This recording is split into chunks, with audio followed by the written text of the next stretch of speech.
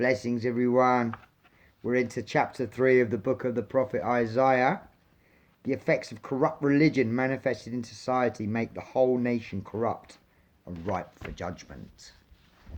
For behold, the Lord of hosts, doth take away from Jerusalem and from Judah, and stay, and the staff, and the whole stay of bread, and the whole stay of water, the mighty man, the man of war, the judge and the prophet, and the prudent and the ancient, the captain of 50, and the honourable man, and the counsellor, and the cunning artificer, and the eloquent orator.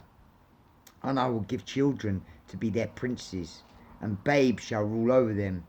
And the people shall be oppressed, every one by another, and every one by his neighbour. The child shall behave himself proudly against the ancient, and the base against the honourable. When a man shall take hold of his brother, of the house of his father, saying, Thou hast clothing, be thou our ruler, and let this ruin be under thy hand. In that day shall he swear, saying, I will not be a healer, for in my house is neither bread nor clothing. Make me not a ruler of the people. For Jerusalem is ruined, and Judah is fallen, because their tongue and their doings are against the Lord, to provoke the eyes of his glory. The show of their countenance doth witness against them, and they declare their sin as Sodom. They hide it not. Woe unto their soul, for they have rewarded evil unto themselves. Say to the righteous that it shall be well with him, for they shall eat the fruit of their doings.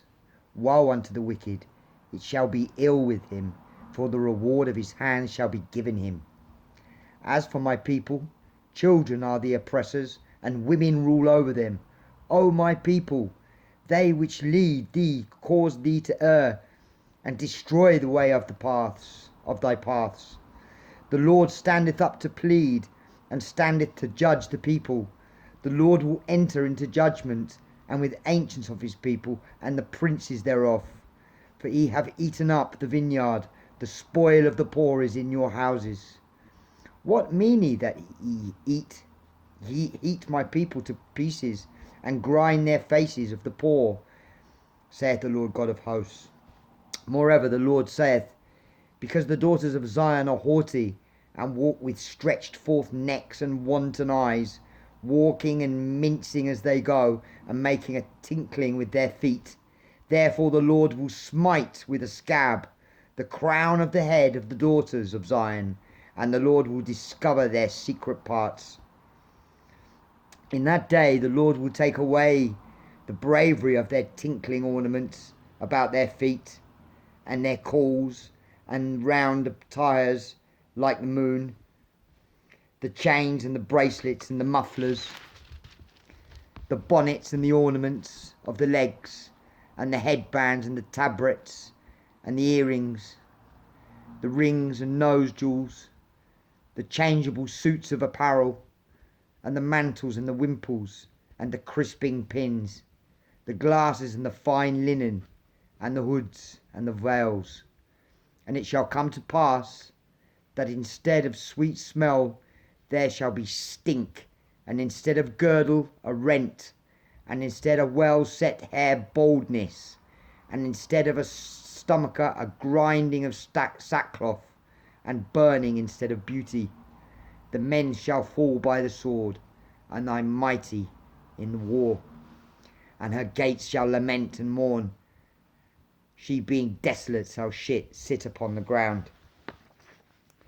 It's quite an interesting chapter, that, because all the time I'm reading through Isaiah, I'm thinking of the times that we're in now, and there's a lot of verses that just speak volumes of what's going on now. So when he mentions the children will be basically telling their families what to do, everyone will be running around the children, and the women will run the households. You know, it's a little bit like what's going on now. You know, it's just like the Hasatan, the enemy, has turned everything upside down. You know, how is one of the best places to affect the people is to disrupt the family. You take the father out of the equation, and that will mess everything up. I mean, that's usually, as experienced in my family, that's exactly what's happened, you know. I mean, my father was an absolute, not a good father, to want of a better word. So my mother, she had to do everything on her own, and she was great. She did a really good job. She sent me and my sister to very good schools. We both had a really good education, even though I got expelled. But that's another story. Um, and she had to do everything on her own. But that has an effect on the families and the children, especially the children. And that can affect the whole of the rest of their life. I mean, luckily for me, Jesus, he said enough's enough, and he gave me a lifeline, and I'm here now reading Isaiah, and sharing this with you guys. But yeah, so that sort of rings truth to me, that little bit there, and we'll go into the notes and we'll see, because these notes are actually really good. This is a lovely Bible that my brother Victor gave me. He's an African brother, and he gave me this beautiful Bible because I said that I wanted the King James version, the original, the heritage version. And he had this. It was brand new, and it's a study Bible as well. It's perfect for me because I'd never read the Bible, not since I was at school years and years ago. So I dived straight into this King James heritage. It took me a while to get used to it, especially the quite long-winded books, Numbers and for example, that go, Deuteronomy, that go into all the sort of rules, and it was quite a hard read. It took me quite a while to get through that, but I read it just like it's normal English now, and it's more powerful for me personally. Some people might not appreciate that. So let's get into the notes. The effects of corrupt religion manifesting in society. You see what I was saying? Make the whole nation corrupt and ripe for judgment. I was talking about the families, but there you go. The whole society, the whole nation. Stay, staff, supplies and support. The Lord would take away everything Judah was relying upon, even the essentials for survival. Prudent, one who predicts by enchantment. Ancient, the elder, cunning artificer, skilled craftsman, referring to a skilled magician or sorcerer. Eloquent orator, a skilled enchanter or snake charmer. Princes, rulers in general, not necessarily children of royalty. Children, babes, a woeful situation. Ancient, elderly, bows, worthless. The collapse would be so great that none would want to assume the responsibility of leadership. Healer, one who would bind up or govern. Tongue, words, what they say, show of their countenance, the look of their faces. They were unashamed of their sin, flaunting it publicly, rewarded evil. They dealt out or brought calamity upon themselves. Reward of his hands, literally, what was dealt out by his hands will be done to them. The principle of lex talionis, law of retaliation, eye for eye justice. Plead, contest a lawsuit or enter a legal controversy. Ancients, the elders, referring to those in authority. Princes, rulers, eaten up or set on fire. Spoil of the poor, the loot or what was seized from the weak. Haughty, lifted up in pride, stretched forth necks, holding heads up high, wanton eyes, eyes that wink with seductive glances.